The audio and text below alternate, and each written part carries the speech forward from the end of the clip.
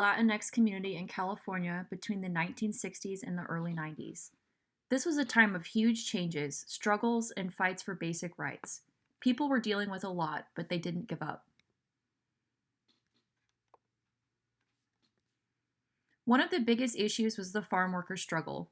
In the 1960s, many farm workers, mostly Mexican and Filipino, were working long hours for really low pay, sometimes just 90 cents an hour. They lived in really bad conditions, shacks with no plumbing or heat, and had to pay to use the bathroom. Their work was also dangerous, and many workers got hurt or even died in accidents that could have been prevented. Their expectancy was just 49 years. These people were so important to the agricultural industry, but they were treated terribly.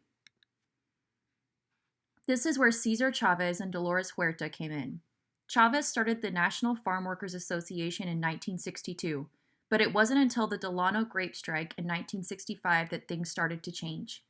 It started with Filipino workers protesting low wages, but when Chavez and Huerta joined in, it turned into a much bigger movement. They called for a grape boycott, and people all over the country joined in. Chavez also led a 340-mile march to Sacramento in 1966, which brought even more attention. Chavez and Huerta knew it wouldn't be easy, but they didn't quit. Chavez once said, "We draw our strength from the very despair in which we have been forced to live. We shall endure." This really showed how strong the movement was, even when it seemed like nothing would change.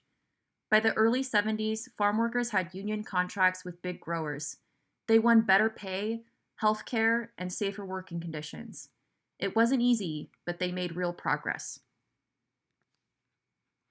But the farm worker movement was just part of a bigger fight for Latinx rights. In 1968, thousands of high school students in East Los Angeles walked out of class to protest things like racist teachers, bad facilities, and no college prep classes. They wanted schools that treated them with respect, and they weren't afraid to stand up for that. This was all part of the Chicano movement, which fought for civil rights and equality. In 1970, the Chicano moratorium happened in East LA.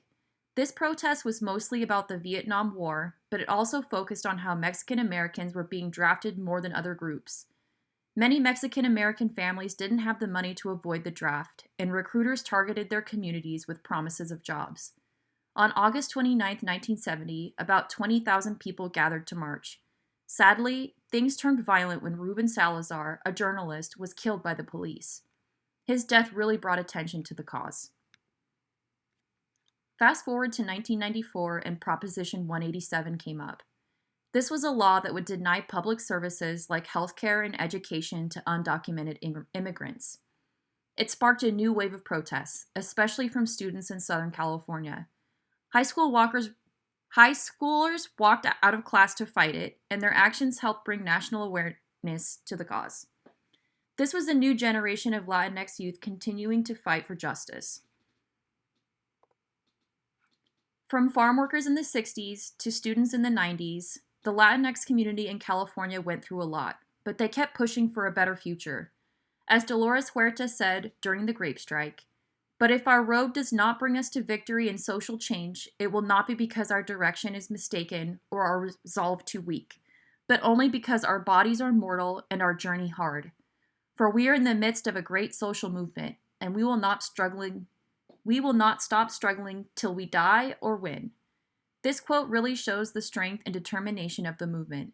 They weren't going to give up, no matter how tough things got, and they didn't stop. Their fight still inspires people today.